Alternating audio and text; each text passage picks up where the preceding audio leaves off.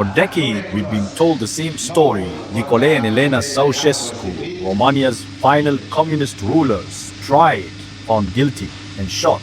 But this footage tells a different story. One of them is still moving, sitting up, breathing, alive. The history books say they died on the spot, but the camera shows something else. Was it a botched execution, a staged scene, or something even darker?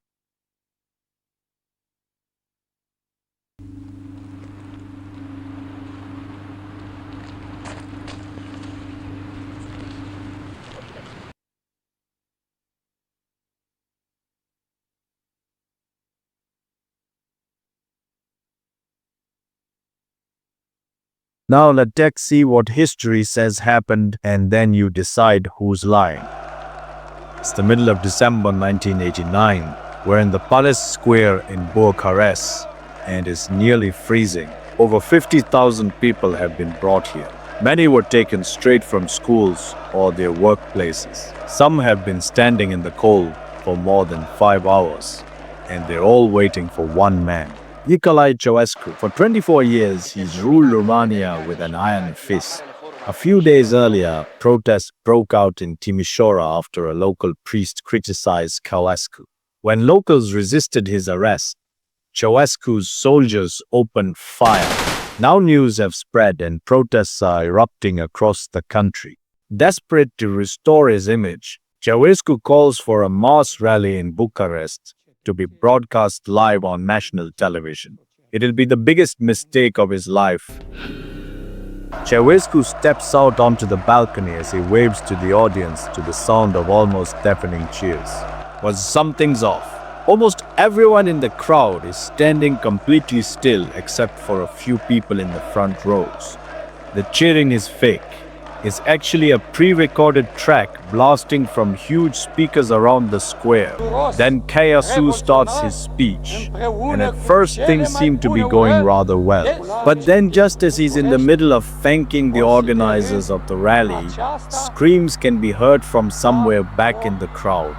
This is not part of the pre-recorded track. Someone is shooting, his wife Elena shouts.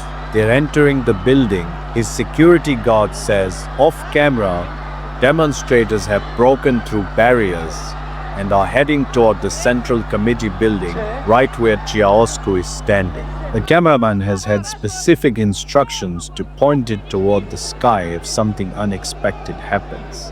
The demonstrators are now directly below Ceaușescu, and both him and Elena are shouting at them, telling them to stay back.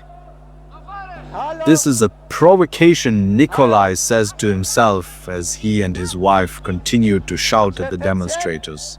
Somehow, the security guards actually managed to push the crowd back behind the barriers.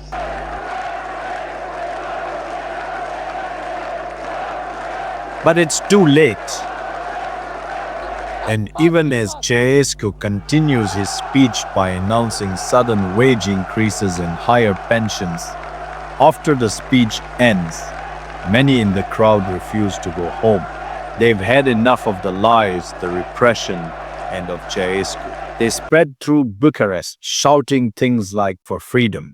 And when Ceaușescu hears of this, he's outraged. Still in Bucharest, he orders tanks, soldiers, and his very own secret police to crush the protests by any means necessary. Protesters are shot in the streets, and those who barricaded themselves are hit by snipers positioned on top of many of the buildings. By morning, there's so much blood in the streets that the military needs to hose it with huge water cannons just to get it off the asphalt. Meanwhile, Ceaușescu is still in Bucharest and he's relieved. He's convinced that the uprising has been crushed. Surely now everything will be back to normal, he tells his wife Elena, but he's wrong. Before dawn, the first reports come in that massive columns of workers are leaving their factories and heading toward the city center. And something's changed. The soldiers and police sent out to control them suddenly refused to shoot and actually joined the protesters instead.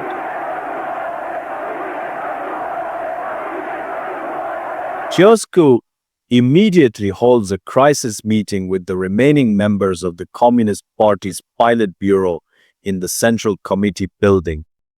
At the same time, hundreds of thousands of demonstrators now surround the Central Committee headquarters, and they're starting to break in. With protesters minutes away from reaching their offices, Ceaușescu orders his pilot to bring a helicopter to the roof.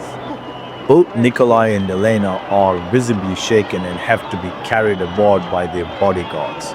Their faces are completely drained of color. Together with two senior officials and two bodyguards, they squeeze into the helicopter and take off minutes before the protesters reach the rooftop. The pilot immediately heads toward Ceaușescu's residence in Snagov, north of the city. Here, Nicolae desperately tries to summon military assistance and orders the pilot to get two helicopters with soldiers as an escort. The answer from the other end, however, is clear. They're on their own. No one's coming to help.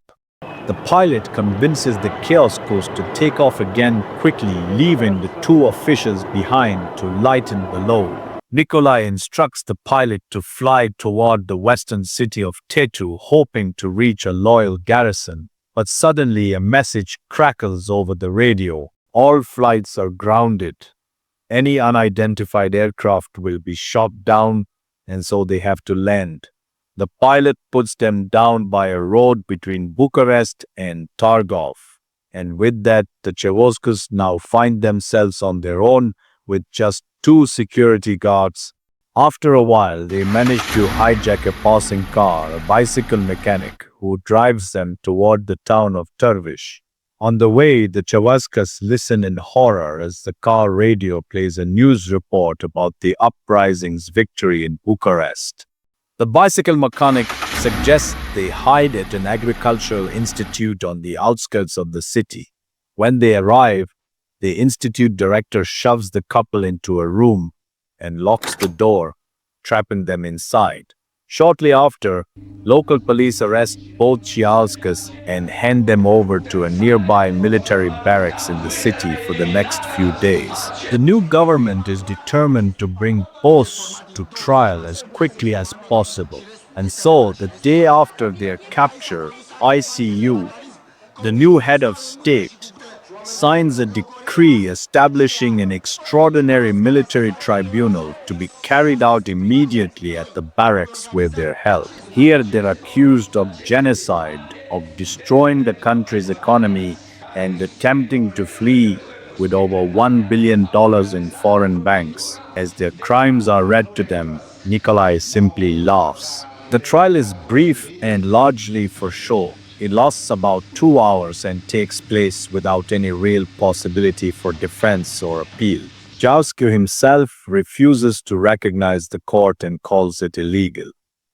But it doesn't matter. The tribunal finds both him and Elena guilty. The sentence for both is death by firing squad, and the execution will happen immediately. Straight away, Nicolae tries to appeal the decision, but he's denied.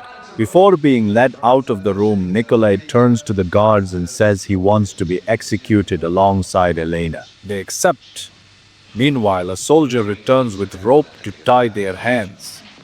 But neither Nicolae nor Elena wants to be restrained. Both argue with the soldiers, saying there's no need for it and that they're not going to run. But again, they're denied. They're then led out into the courtyard and placed against a wall to the barracks. Elena begins to scream insults at the execution squad in rage. Other accounts say that she starts crying. Nicolae, on the other hand, remains relatively calm in his final seconds and begins singing the first line of the Workers' International battle song. The very next day, Romanian television shows footage of the two bodies at the foot of the barracks wall as final proof that the Ceaușescus are gone. In May 1990, Romania held its first free elections since 1937.